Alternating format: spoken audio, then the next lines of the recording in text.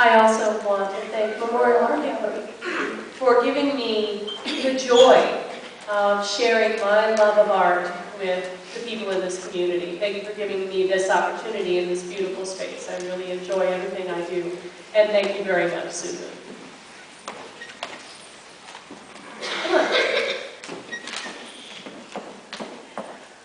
I need to thank the Memorial Art Gallery for making this event possible. And I also want to give thanks to our two interpreters, Kim Kelstone and Miriam Lerner, for our two interpreters this evening. Thank you very much. Now, I'm really, really, really honored and inspired and excited to introduce you to my sister, Brenda Schertz. She is my big little sister. I look up to her in many different ways.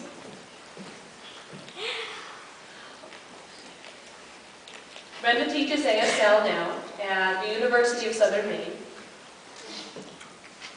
She got her Bachelor of Fine Arts in Design from the Art Institute of Boston. And while at the Art Institute of Boston, she studied deaf visual image art, DeVIA. And that study has led her into her current passion. She spent a year doing a national touring exhibit of deaf art, 7 different exhibits. That was called the Touring Exhibit of Deaf Culture Art. Since that time,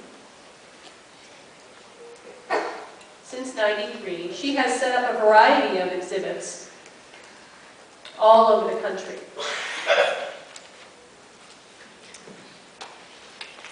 Tonight, she's going to present to you a summarized history of deaf art. The common themes found in deaf artists' work, along with visual demonstrations of their artwork. So, without further ado, I think I've talked far too much. I'll let my sister take it away.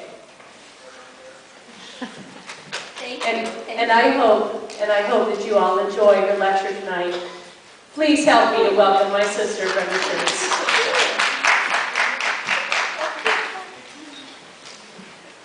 Don't look away. No. You've got to stay. She's going to press the PowerPoint for me, so thank you very much for that wonderful introduction. Now, it's my turn to embarrass Jackie, I think. Susan already introduced her, and now Jackie introduced me.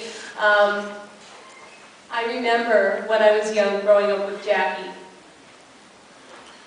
When she was in high school, she studied art. She started very young studying art.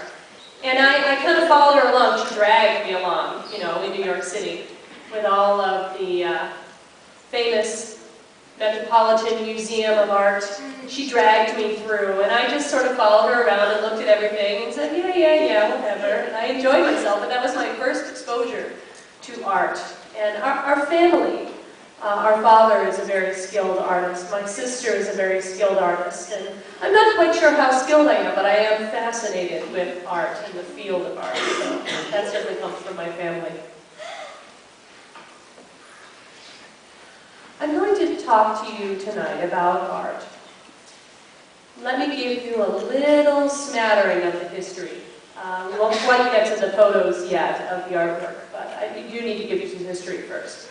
We have a good amount of time here, an hour and a half, and if you're inspired to share something, but don't want to come up on stage, that's fine. If you want to ask a question, what's the symbol, what does that mean, feel free. I'm quite flexible in my lecture tonight, and I really appreciate audience participation. All right. I had to look at my topic. Viewing deaf culture through deaf art. Now, my very first deaf art exhibit, that title came with it in '93, and I guess I haven't changed it since then. Okay, what is deaf art? Can you all see me okay? Is the light good here? Move over a little bit more? Okay. It's very important that you can see me, of course. We say deaf art, and Jackie also mentioned deaf view image art, which is DeVIA. D, deaf, V, view, I, image, art, A. I may say deaf art, I may say DeVIA. The meaning is the same. It's the expression of deafness within art. I'm not focusing on deaf people who paint portraiture or things like that. I'm focusing on deaf art that exhibits the deaf experience. DeVIA came from the first Deaf Way in 1989. We had deaf artists before 1989, of course. But in 1989, at Deaf Way, at Gallaudet University, which was the first International Deaf Culture Festival, 1 week before that,